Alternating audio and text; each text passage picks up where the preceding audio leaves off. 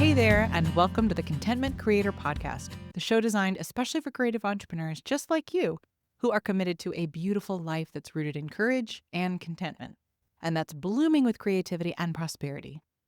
I'm your host, Ellen Browen, a certified life coach, a singer, a mother, and a lover of alliteration, dogs, and deep conversation. This show is designed to become a part of your daily routine to help you, fellow contentment creator, dig deep to clarify your life vision, catalyze your creative flow, and fuel your entrepreneurial fire in just a few inspiring minutes each day. Each Wednesday, we talk about community, and this week we're exploring creatives in committed relationships.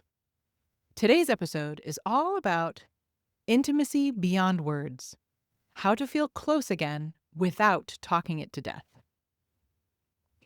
Let's be honest.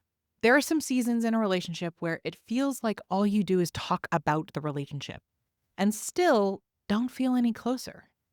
You process, you check in, you ask the big questions. You name your needs. You name their needs. You name the invisible elephant sitting between you at dinner. And yet, something still feels off.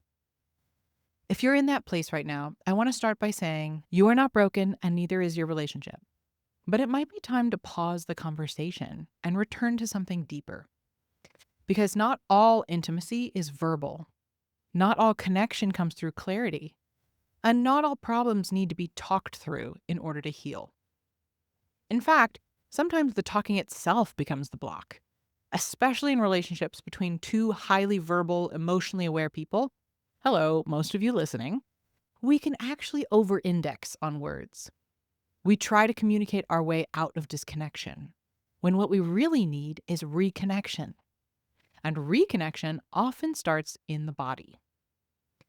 So today I want to explore what I call nonverbal intimacy, ways of rebuilding closeness that don't require a deep debrief or a spreadsheet of shared goals. Just presence, rhythm, a few seconds of attunement, a soft return. And here's why that matters.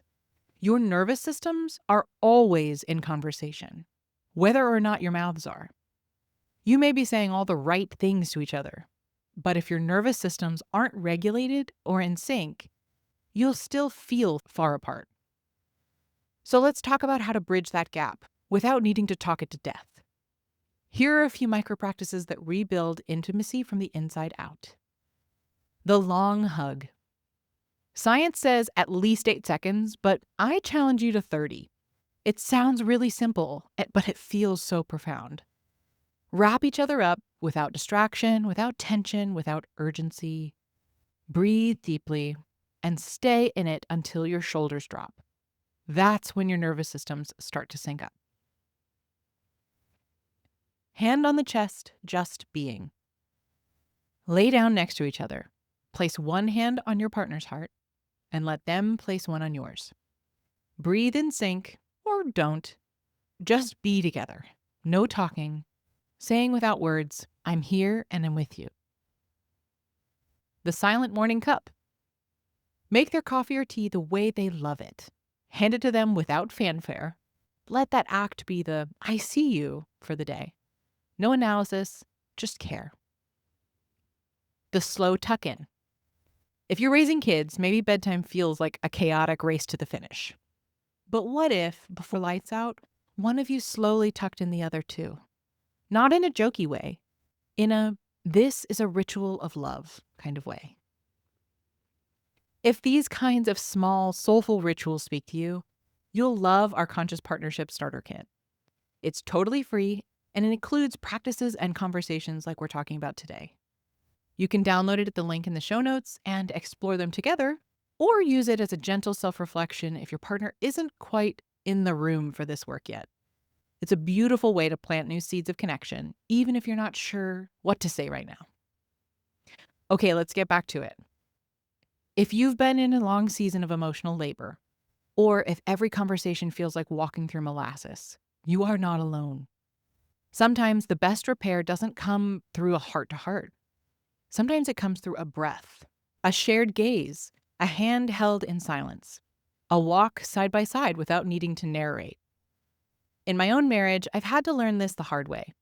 There are times when I was saying all the right things naming my needs, asking for connection, being so emotionally articulate, and yet feeling more alone than ever. And it wasn't because my partner didn't care. It was because we were trying to solve a body-level disconnection with words. When we finally dropped into being with each other, quiet, regulated, close, something shifted. Not instantly, not perfectly, but meaningfully. And I've come to believe this. Closeness isn't always the result of communication. Sometimes it's just the result of stillness, of letting your nervous systems speak first, and your words follow later. So today, if talking isn't helping, try touching, try sitting, try breathing, try witnessing. Try the small thing you used to do that reminded each other, I'm here, I'm with you, and you matter to me. So for now, let yourself off the hook. You don't have to talk it to death. You just have to stay in the room, and the rest will come. Thank you for being here with me today. Join me here tomorrow as we explore generous assumptions, how creative brains in relationship can stop spinning stories and start building trust.